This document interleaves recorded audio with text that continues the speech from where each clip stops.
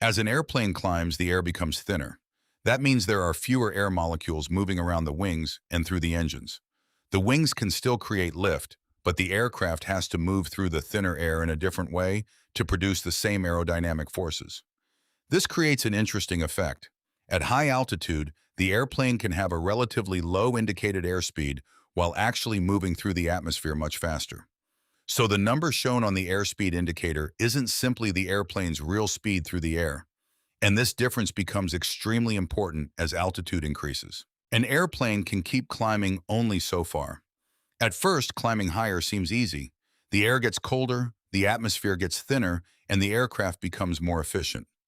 But eventually, something strange happens. The airplane reaches a point where there simply isn't enough performance left to climb normally. And this ceiling isn't caused by one single problem.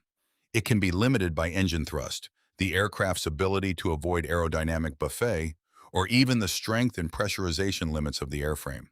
So how does an airplane actually reach its ceiling? Imagine an aircraft showing about 250 knots on its indicated airspeed. Near sea level, that could be close to its true speed through the air. But at high altitude, the same indicated speed can correspond to a much higher true airspeed. The FAA gives an example where a jet's stall speed stays around 152 knots indicated, but at 38,000 feet, that corresponds to roughly 287 knots true airspeed. Why? Because the air is much less dense. So the airplane has to move much faster through that thin air to create the same aerodynamic effect. And now we reach one of the most important problems of high-altitude flight. The wings aren't the only thing affected by thin air. Jet engines need air too. At higher altitude, there is less air entering the engine, so the engine has less mass of air to work with. The engine can still produce thrust, but its available performance changes with altitude. This is one reason an aircraft may climb strongly at lower altitude, but climb much more slowly near its ceiling. Eventually, the aircraft can reach an altitude where the engines have just enough thrust to maintain flight, but very little extra power remains for climbing. And that creates a very important limit, the thrust-limited ceiling. Now comes the surprising part.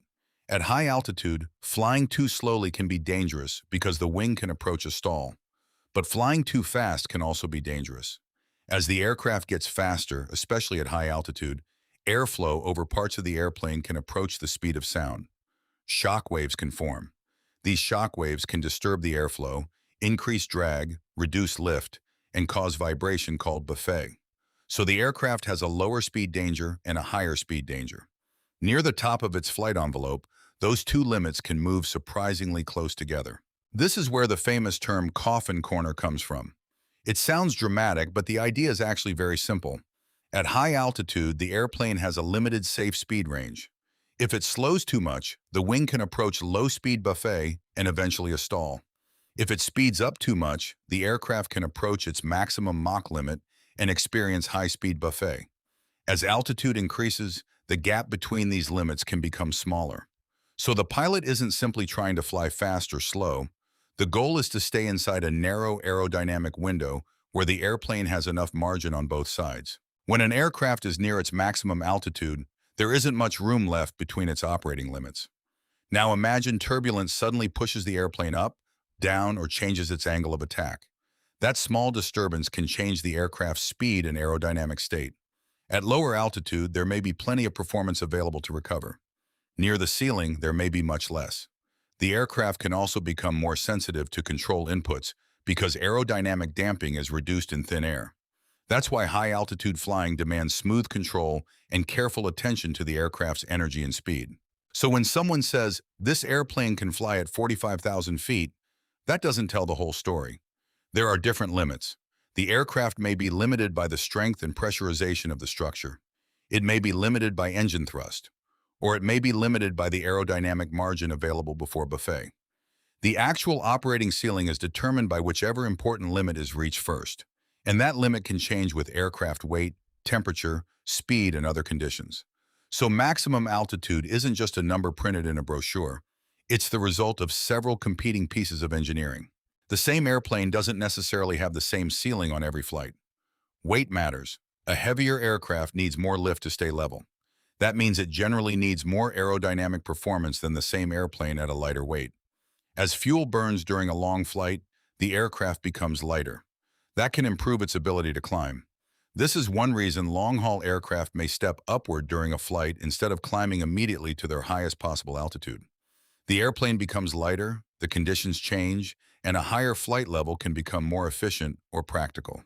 If the airplane is lighter later in the flight, why not simply climb as high as possible? Because higher isn't automatically better. Jet engines, aerodynamics, fuel efficiency, traffic, weather, and operating limits all matter. At very high altitude, the aircraft may have less excess thrust and less room to handle disturbances. A climb that looks possible on paper may not provide enough margin for real-world conditions. Modern aircraft flight management and guidance systems continuously consider performance and operating limits. The goal isn't to reach the highest possible altitude. The goal is to fly at an altitude where the airplane has enough performance and safety margin to do its job. Now imagine the airplane is cruising near its maximum altitude and its airspeed starts decreasing. The aircraft may first need more thrust, but if maximum available thrust still can't stop the speed from falling, simply adding more power isn't enough. The aircraft may need to descend. Why? Because descending moves the airplane into denser air, giving the wings and engines more air to work with. This is one of the most important ideas about high-altitude flight. Sometimes the safest way to regain speed isn't to accelerate harder. It's to give the airplane more atmosphere to work with. So, how high can an airplane really fly? There isn't one universal answer. A modern airliner might have a certified maximum altitude far above where it normally cruises. But normal operations stay below that limit because engineers and pilots need performance margins. At extreme altitude, the air is thin, the engine has less thrust available, aerodynamic margins shrink, and even small disturbances matter more. So the real challenge isn't simply reaching the sky's highest possible point. It's keeping enough margin to control the airplane safely. And that's the hidden reason an airplane's ceiling is much more complicated than a number on a specification sheet.